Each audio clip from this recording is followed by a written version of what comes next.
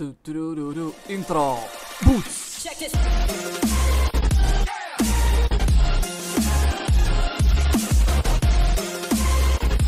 Kas sveiki, štai aš vėl su kitu video ir pamaniau, gal bus irgi vėl naudingas. Daug kur aš mačiau, kad žmonės ieško ir ypač Facebook'e, kaip susitvarkyti Streamlabs, OBS arba OBS nustatymus. Ką naudot, kokie settingsai, ką streameriai kiti naudoja, kokius nustatymus, visą kitą. Būna klausi ir dažniausiai jie net neatsako arba net tave ignoruoja. Bus tas pirmas, kuris tau parodys, kaip tos nustatymus sutvarkyti. Bliač. Sveiks, katinai. Lik po šio video ir parodysime tau, kaip susitvarkyti Streamlabs arba OBS. Parodysiu, kaip nustatyti bent jau pirmai Streamlabs OBS, kokius bent jau aš asmeniškai naudoju nustatymus ir visą kitą. Ir parodysiu, kaip step by step nustatyti tuos nustatymus ir nuo ko pirmai mums reikia pradėti. Keliaudamas prie mano šitos Streamlabs, vadinasi Streamlabs Desktop. Ir štai mato, čia kur visa magija vyksta. Ką reikia padaryti? Mums visų pirma reikia suvažinoti, koks pas mus yra internetas. Svarbiausia streamerių yra internetas, nes jeigu turit hebra levą internetą, galima bandyti, bet blogiausia atveju bus taip, kad bus herovas streamas, triks arba žiauriai herova kokybė. Tai va, pirmai mes pradedam nuo to, kad einam į internetą. Randam speed test, pasirenkam serverį, tai kaip pas mane yra mobilus Tele2 internetas, tai aš paspaudžiu Vilnius Tele2 ir paspaudžiam Go. Ir jisai mums pratestuoja mūsų interneto greitį. Ir pasižiūrim, koks mūsų interneto greitis. Tai, kaip matot, va mano yra 170, beveik 180, 170 galima sakyti grubiai downloadas, o uploadas yra 40, 45 galima sakyti. Ir streamerių yra būtiniausias, kad būtų ne downloadas, o uploadas. Mes į savęs tiekiam duomenis į internetą, tai mums svarbiausia yra uploadas, duoda siuntimą į internetą, o downloadas, tai čia daugiau žiūrim kaip YouTube arba kažką gaminam, kaip mums streameriams. Svarbiausias yra uploadas. Kai mes žinom greitį, tai mes suprantam automatiškai, kad mums interneto greitis užtenka. Mums per akis, mums jau užtenka. Ir keliaunam prie antro punkto. Dabar nustatymai. Varom į settings, pasirenkam ten, kur mes streaminam. YouTube'as, Facebook'as, Trovo, Twitch. Tai mes pasirenkam ten, kur mes norim streamint, prisijungiam, verifikuojamiems ir viskas. Einam į settings.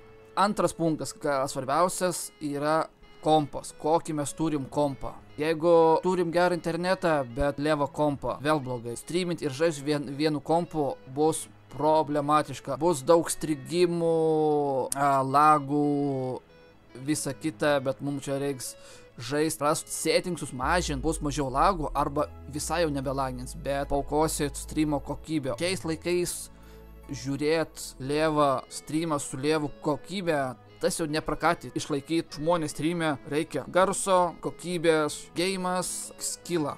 Plius minus mes turim ten tokį kaip ir pusė velnio kompą ir mums dabar reikia įsiaiškinti dabar su kokiu encoderį mes turim streamint. Yra du encoderiai, streamint per procą, antras streamint per video kortą, kaip Nvidia arba AMD. Ir mums dabar reikia įsiaiškinti dabar su kokiu encoderį mums reikia streamint. Pasirinkti ir pagal mūsų kompo pajėgumą ir su kokiu encoderiu mums stabiliai leidžia streamint, kad būtų balansė, kad ir streamas nelagalintų ir plius minus, kad būtų bent jau kokybė gera. PVZ. Einam prie procesoriaus. Mes paliekam N4 Streaming Service Encoder Settings, Constant Bitrate'as ir pasirenkam bitrate'ą. Ir mes žiūrim pagal internetą ir ten, kur mes streaminam. Mes streaminam YouTube'e, tai YouTube'as, man atrodo, jisai leidžia kažkas apie 50 000 kilobitų per sekundę streamint. Jisai kaip ir mums neapriboja to. Tai mes pagal greitį galim pasirinkti. Nu, bent jau minimum, jeigu jums internetas leidžia, tai galima nuo 6000 iki 10 000 bitrate. Mums čia yra per akis. Tada CPU uses presets, tai čia highest or less CPU. Tai ką reiškia? Tai jeigu ultra fast, super fast, very fast arba fast, tai čia procesorius mažiau apsikrauna, bet kokybė bus bloga. Ir kuo mes einam apačion, fast, medium, slow, very slow ir placebo, tai čia tuo labiau apkraunamas yra procesorius, tampa geresnė kokybė. Kuo mes leidžiamės apačion, tuo geresnis mūsų tampa kokybė streamo. Bet jeigu kuo labiau mes apkraunam procesorių, gali būti lagai. Tas pats, kad jeigu mes žaidžiam su vienu kompu, streaminam ir žaidžiam, tai mums reikia rasti tokį balansą, kad jeigu mes streaminam su procesoriu, kad nebūtų lagų, tai mes renkamės tarp šitų presetų ir testuojam, su kokiu mums procesoriaus presetų, ar slow, ar medium, ar fast, su kokiu mums leidžia ir su tokiu streaminam. Tai čia aišku, reikia žaisti visą kitą.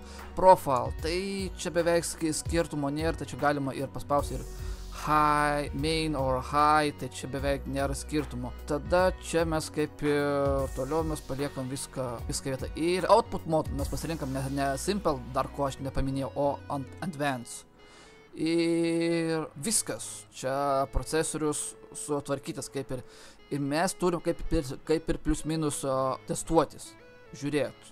Tada einam prie output. Pasirinkam garso takelį, kad tipo desktop, audio desktop, kad paspaudžiam default, kai mes persijungiam tipo iš ausinių, kad jisai automatiškai atpažintų.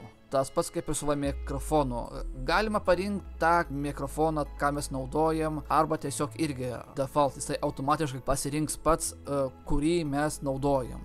Ir čia ir viskas. Video. Ir svarbiausia mums tai čia. Base canvas resolution ir output scale resolution. Tai mes pasirenkam canvą, tai čia mes pasirenkam monitoriaus rezoliuciją, tą vadinamą canvą.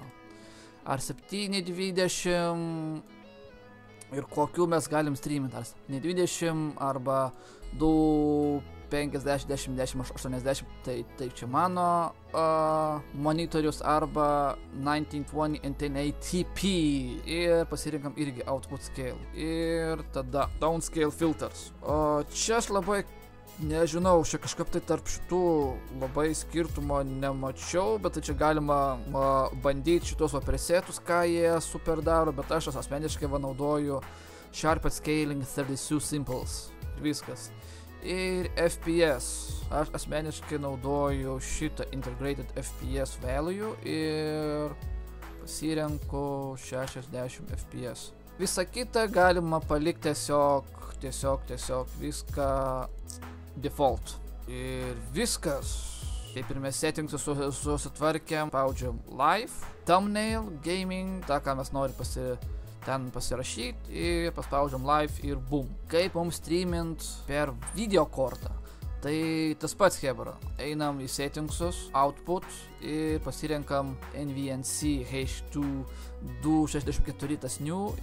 Varnelė lieka, constant bitrate, bitrate. Žiūrim, kur mes streaminam, kiek mums leidžia internetas. Tai nuo 6000 iki 10 000. Tai jeigu YouTube'ai jeigu mums internetas leidžia, tai mes galime laisvai 10 000 bitrate naudoti. Tada quality. Ir čia visas privalumas. Tipo low latency performance, bet tai čia aišku, lagų nebus, bet kokybė bus herova. Pliusas video kortą mums duoda streamint vienu kompu ir žaist. Tai mes, kaip sakant, galima performance arba max quality. Tai jau max quality, tačiau bus kokybė gera, bet aišku, priklausomai bus nuo žaidimų, ką mes žaidžiam ir streaminam. Pavyzdžiui, kaip Call of Duty. Man su šitais settingsais, ką aš streaminu, arba, nežinau, bent aš jau nebandžiau numažinti tų settingsų, bet man Call of Duty jisai lagalina. nežinau va kodėl, bet tai Call of Duty jisai antiek specifiškai blogai suoptimizuotas, kuris neduoda streaminti vienu kompu. Tai va, tai kaip sakant, čia irgi reikia žaisti, žiūrėti pagal kokybę, tą rast balansą, ar jums ta kokybė patinka ar ne. Tai va. Profile tas pats, high, main, baseline, tai čia beveik be skirtumo, tai čia galima ir main pasirinkti, ir high. Ir viskas. Šitą mes viską paliekam. Mes tik tai, ką keičiam, viską tik tai streamingę. Pasirinkam arba proceso encoderį, arba vaizdo kortos encoderį. Ir viskas. Ir mes, kaip sakant, žaidžiam. Žiūrim bitrate'us, ant kiek mums leidžia, kiek mums streamint ir su kokiu preseto quality mes galim streamint, kad neupaukot ten labai to streamo kokybę ir visako tas pats ir su procesorium. Jeigu mes streaminam vienu ir žaidžiam vienu kompu. Tai čia mums svarbiausia, kad mums rast tą balansą, kad streamingui resursą ir gamingui resursų palikti, kad vienas ir kitas, kad turėtų plius minus balansuotą tą nustatymus, kad leisti mums žaisti ir streamint. Nustatymai recording. Jeigu tie, kas nori įrašinėti savo gameplayus, ten tą visą kitą, čia žymiai paprasčiau. Mes galim irgi pasirinkti recording, tai čia galima pasirinkti irgi presetus arba kaip vaizdo kortos arba procesoriaus encoderį. Pasirinkam presetus, savo scaling, tą rezoliuciją, constant bitrate'as ir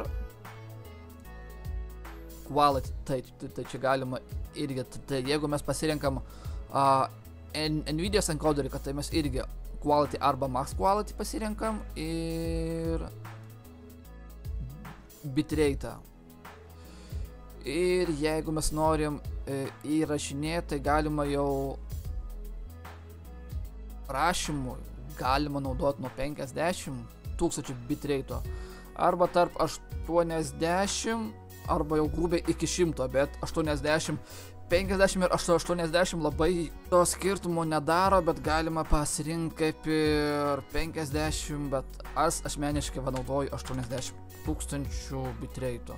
Profile main ir pasirenkam formatą MP4 ir kur mes norim įrašinėti savo tos video, kaip sakant, tą tipo vietą vadinamą ir viskas. Audio, tai čia mes paliekam kaip ir default, nieko mes čia nekeičiam. Ir kas mums svarbiausia yra replay buffer. Mes jį aktyvuojam.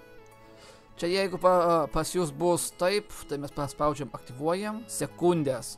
Paspaudžiam 60 sekundžių, kad jūs stream output, tai mes jo nenaudojam, tai mes naudojam kaip ir mes recording presetą. Ir ką jis mums duoda? Pavyzdžiui, kažkoks įvyko momentas ir mes norim užklipint tą tipo minutę. Ir mes, tas replay buffer, mes paspaudžiam dar į hotkeys ir keliaunam save replay. Ir mes užbindinam tą mums patogią knopkę, bent jau aš užbindinau ant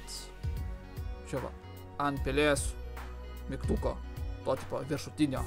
Jeigu kažkoks aфиgenas momentas ar ką ten žinai ir tas replay bufferis tą minutę laiko, paspaudus tą mūsų knopkę, tą replay bufferį, ir tą minutę įsisaugo. Ir mes po to, kai mes ten darom tiktokus ar ten shortus, mes užklipinam, įsisaugom, pasimontuojam mes tą video ir pasišėrinam. Toks va ir pliusas to replay buffer.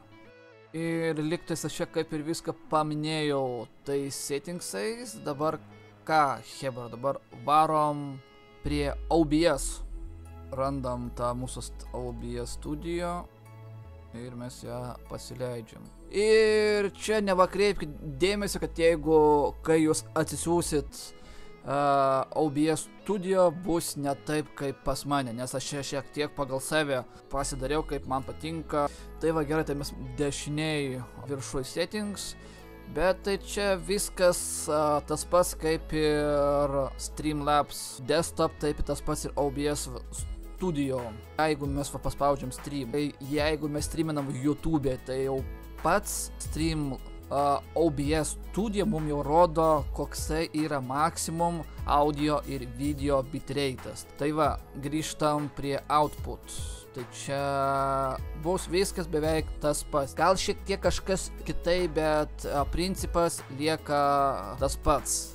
Čia jums dažniausiai bus, kad nustatymai pasirinkti ant šitie simple, tai mes paspausim advance. Audio encoderis, tai čia nieko mums neduos pakeis, kaip ir mes liekam tą patį.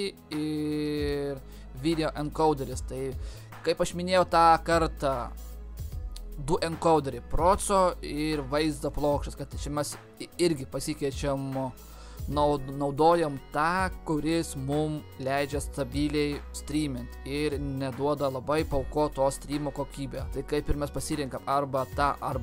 Scaling video, tai čia gali būti varnelė, gali ir ne, nes pas mus jau yra video jau automatiškai pastatyta. Tipo base canvas ir output scale 1920 ir 1080, tai tipo 16:9. Tai mums kaip ir čia skirtumo nesudaro, ar gali būti varnelė, ar negali, mums čia be skirtumo, nes čia vis tiek tas pats. Taip, rate control, tai čia irgi, kad tas pats paliekam ant constant bitrate.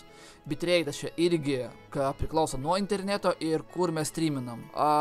Jeigu Twitch'e, tai Twitch'as grubiai iki 6000, bet jeigu esi ten partneris arba affiliates, tai man atrodo, kad leidžia ir didesnių, bet jeigu streaminam YouTube, tai čia mums priklauso nuo interneto.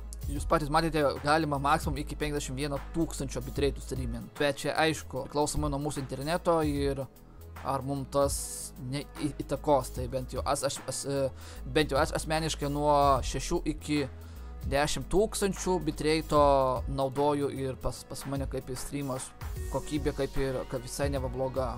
Keyframe intervalas aš palieku default ant 0, tada 7 presetai, low quality, lowest quality, low quality, medium, good, better and best quality. Kad tai mes, jeigu mes streaminam ant vaizdo plokštės, tai mes kaip ir naudosim ant best quality arba ant better quality. Nu, čia reikia, kaip žinot, hebra, reikia testuotis, bandyti ir ieškoti. Tuning, tai čia ultra low, aš asmeniškai naudoju ant high quality, tada multiplace mode. Aš kaip naudoju tą, kaip ir nieko nekeičiu, aš palieku 2 passes quarter, profile main ir recording, tai čia paliekam kaip ir Streamlabs desktop, naudojam tą patį irgi. Settingsus mes naudojam vaizdo plokštę, čia paliekam default, tai galite ir seką tą patį naudoti, ką aš naudoju. Scale, tai čia paliekam varnelę, nužymėm, jos kaip ir nereikia, čia nieko nedarom. Ir tas pats constant bitrate'as 80 000, tai jeigu čia mes rašysim, nes čia mums labai neįtakoja. 0 presetas, tipo slow best quality, high quality and 2 passes, main, look ahead, palauk, tai čia look ahead, aš čia nežinau, aš kaip ir man to nesu įdėjęs, bet tai kaip ir viską paliekam tą patį. Audio, kaip ir minėjau, paliekam 160 default ir replay buffer irgi čia tas pats yra. Tai jeigu nebus, galima jį aktyvuoti. Kai mes čia viską baigiam, keliaunam audio, tai čia kaip ir paliekam viską default, nieko nekeičiam, kaip ir tenais, kaip ir pamenat video, irgi tas pats, kaip ir tenais mes nustatėm, beveik viskas tas pats. Čia hotkeys mes galima užsibindinti taip, kur mums reikia replay buffer irgi, mes užsibundinam tą tipo knopę, kur mums reikia, tipo apply viską ir viskas. Ir voila, hebra. Parodžiau savo settingsus, kokius aš naudoju, kokius vos presetus, visą kitą. Ir sakykime, šitas antras mano video buvo naudingas. Tai jeigu patiko šitas video, nepamiršk paspausti like. subscribe mano YouTube kanalą, jeigu nenori praleisti daugiau panašių pamokančiųjų video. Tai va, tai gero vakaro ar dienos ar ryto, dėkui, kad žiūrėjot, visiems iki ir peace, chebra.